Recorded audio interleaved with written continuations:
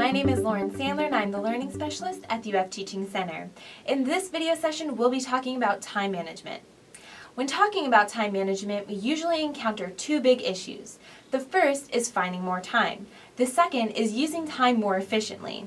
Let's start off by talking about how to find more time.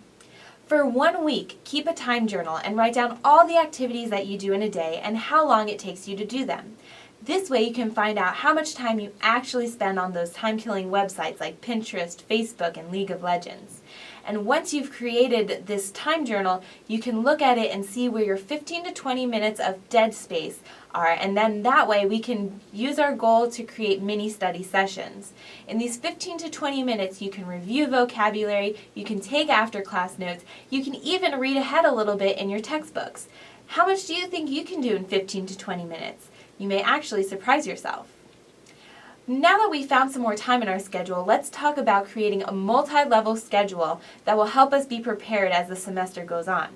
First is the macro level schedule. This encompasses the entire semester. On this schedule, you'll want to put things such as assignments, due dates, test dates, anything that you need to know academically. You'll also want to put big events on there, such as concerts or family gatherings, anything that you need to attend. Additionally, you'll want to put on here days off so you know when you can catch up on your homework or when you can relax. After we've created our macro level schedule, we'll go ahead and create a mid-level schedule. This takes 1 week at a time. So on this weekly schedule, you'll put any information on there such as study groups, any work schedule that you need to have on there, any extracurriculars as well should go on this mid-level schedule so that way you know what the week holds for you. And then once you've created a mid-level schedule, we're down to the micro-level schedule, which is basically a daily to-do list. By doing so, you'll be able to take one day out of your mid-level schedule and see all that you need to do each day. So you might ask yourself, what's the benefit of having a daily checklist? I can just remember it all myself. Well, actually, the benefit of having a daily checklist is that it supplements a weak memory.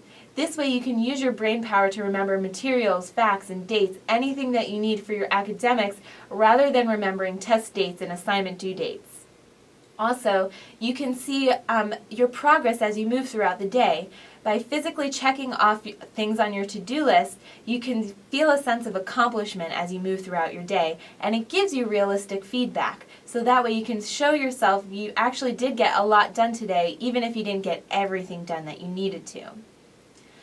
Our next strategy to use time more efficiently is to divide and conquer.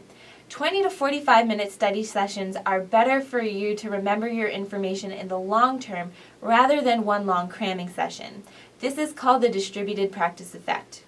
When you do sit down to study, be specific. For example, you'll want to tell yourself, I'm going to study Economics Chapter 3, the textbook, the notes, the homework, from 1 to 2 p.m. on Monday. That way you have a solid goal in mind and you can measure whether or not you've achieved it or not. What if you do need to study for 3 hours? Cramming happens to the best of us. Take that 3 hours and divide it into 3 one-hour blocks with 10 minutes of a break in between. That way when you take your break, you'll come back to your homework refreshed and you'll know that you can remember all the information that you need to. So on your break, eat a snack, make a phone call, walk around your apartment, maybe sit outside for a little bit. That way you feel re-energized.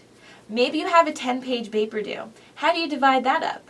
Well, identify sections of the paper. So for example, you might have an intro, your first argument, second argument, or even your intro and your first bit of information in your first research presentation and then the second one. So that way when you identify sections, you can break it up and make mini due dates for yourself.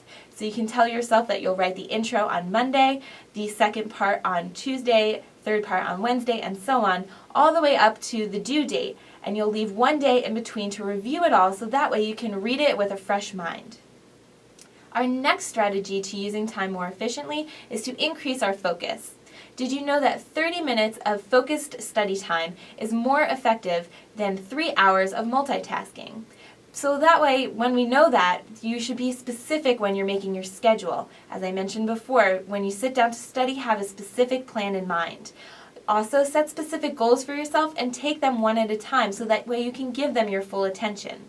When you're creating a schedule, don't forget to put in the things that you love to do. So for example, let's say there's this television show that you absolutely cannot miss on Thursday nights. Well, make sure that's there in your schedule so that way you can schedule your study time around it, so you won't feel like you should be studying while you're watching the TV show, and if you choose to study rather than watching the show, you won't feel like you're missing out on something. One last strategy to use our time more efficiently is to use the power of habit. Create a routine for yourself and use environmental cues to get you going with your study time. It shortens your mental transition from normal life to focused study. And also, give yourself a running start. So let's say you finished in your study session that was 1 hour. Let's say you finished a little bit early. Take those extra minutes and review the sections that you will be studying in the future. That way when you sit down to study, you won't be doing it cold. You'll feel a little bit more comfortable knowing what to expect. Also, you want to combat procrastination. By giving yourself a head start, you'll be more likely to sit down and study if you know what to expect. Also, if you have a hard time getting started, tell yourself that you'll only start for 10 minutes. If you can sit there and work on your assignment for 10 minutes, and if it's that unbearable, then you can stop. But usually you'll probably find that it's not as bad as you thought it is. And then next, you'll want to work to overcome writer's block. By dividing and conquering, you'll feel a lot less pressure than if you try to do the entire project the night before it's due. So create an outline for yourself, both a schedule to finish the assignment and also an outline for the actual paper so you know what to expect to write each time you sit down to write. For more information on both of these topics, visit our video resources page. There are additional resources from the UF Teaching Center as well. You can set up an individual study skill appointment, you can check out our video resources on a variety of topics, and we have walk-in and private tutoring for your course-specific questions. We look forward to seeing you soon, and good luck!